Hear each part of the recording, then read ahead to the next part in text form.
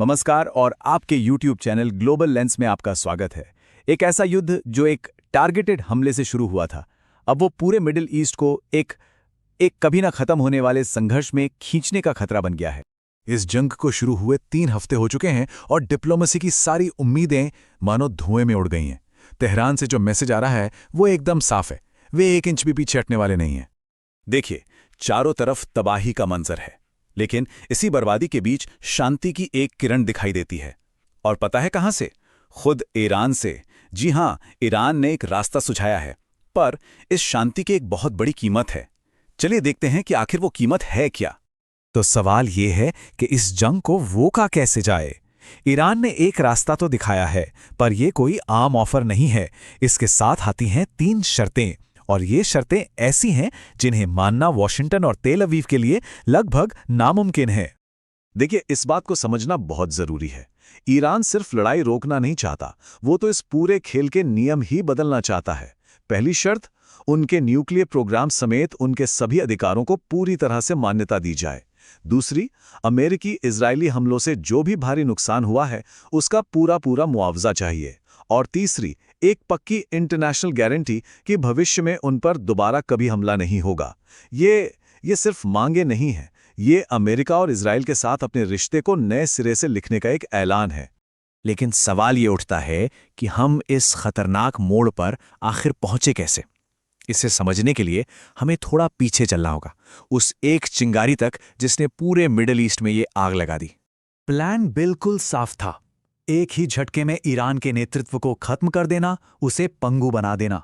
लेकिन ईरान टूटा नहीं, बल्कि उसने ऐसा पलटवार किया, इतना जबरदस्त कि हर कोई हैरान रह गया। और ये लड़ाई सिर्फ 3 देशों तक ही सीमित नहीं रही। ये एक ऐसी जंगली आग की तरह फैली जिसने देखते ही देखते पूरे इलाके को अपनी चपेट में ले लिया। जो एक संघर्ष था वो अब एक भयानक क्षेत्रीय दुस्वप्न बन चुका है।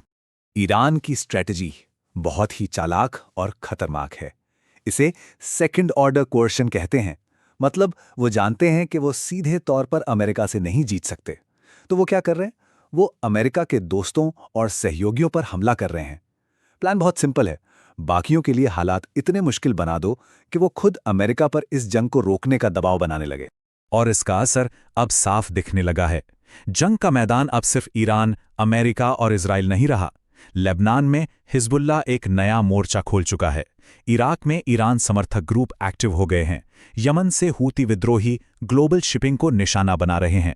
यहां तक कि सऊदी अरब और यूएई जैसे खाड़ी देश भी अब ईरानी मिसाइलों की जद में हैं। ये अस्थिरता मेडिटेरेनियन से लेकर अरेबियन सी तक फैल चुकी है। और इस फैलती हुई जंग की एक बहुत बड़ी कीमत है, एक ऐसी कीमत जो सिर्फ इंसानी जानों में नहीं बल्कि खरबों डॉलर्स में भी चुकाई जा रही है। और इसके झटके सिर्फ मिडिल ईस्ट तक ही सीमित नहीं हैं, पूरी दुनिया इससे महसूस कर रही है। सिर्फ इजराइल की बात करें तो महज 15 दिनों का खर्च $3.5 बिलियन। जरा सोचिए, ये पैसा ज्यादातर उनके डिफेंस सिस्टम्स जैसे कि आयरन डोम पर खर्च हुआ है, और ये उस भारी जानी नुकसान और ठप पड़ी इकोनॉमी के अलावा है। लेकिन ये आर्थिक तबाही सिर्फ इजराइल तक नहीं है।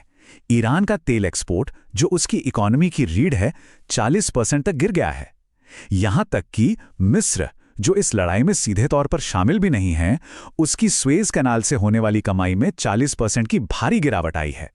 तो कुल मिलाकर सिर्फ 2 हफ्तों में यह जंग अरबों डॉलर निगल चुकी है।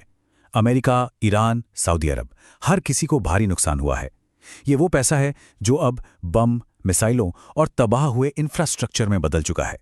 और यही हमें आज की स्थिति में लाता है, एक खतरनाक गतिरोध, एक डेडलॉक। ये एक ऐसी शतरंज की बाजी बन गई है जिसमें कोई भी खिलाड़ी पीछे हटने को तैयार नहीं है।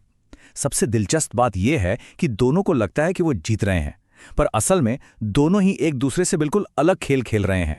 आप देखिए, अमेरिका और इजराइल का मकसद है ईरान की सैन्य ताकत को पूरी तरह से तोड़ देना, उसके मिसाइल और न्यूक्लियर प्रोग्राम को खत्म करना। वहीं ईरान का मकसद है बस टिके रहना और इस लड़ाई को अपने दुश्मनों के लिए इतना महंगा, इतना दर्दनाक बना देना कि वो खुद ही हार मान लें। व्हाइट हाउस से बयान आ रहे हैं कि उन्होंने बढ़त हासिल कर ली है। अपने ही देश में विरोध के बावजूद वो मिलिट्री ऑपरेशंस जारी रखने की बात कर रहे हैं। उनका इरादा साफ है, एक निर्णायक सैन्य जीत। लेकिन दूसरी तरफ तेहरान का नजरिया एकदम अलग है। शुरुआती झटके से उभरने के बाद उन्हें लगता है कि वक्त उनके साथ है। वो इस लड़ाई को लंबा खींच सकते हैं। उनका कहना है कि ये जंग तभी खत्म होगी जब उनकी सिक्योरिटी की पक्की गारंटी मिल जाएगी। तो जहां कूटनीति के सारे रास्ते बंद हो चुके हैं और दोनों ही पक्ष अपने अपने मकसद पर अड़े हुए हैं, सवाल ये उठता है, क्या दुनिया एक कभी न खत्म होने वाले युद्ध की शुरुआत देख रही है? और तथ्यों के लिए ग्लोबल लेंस को फॉलो करें।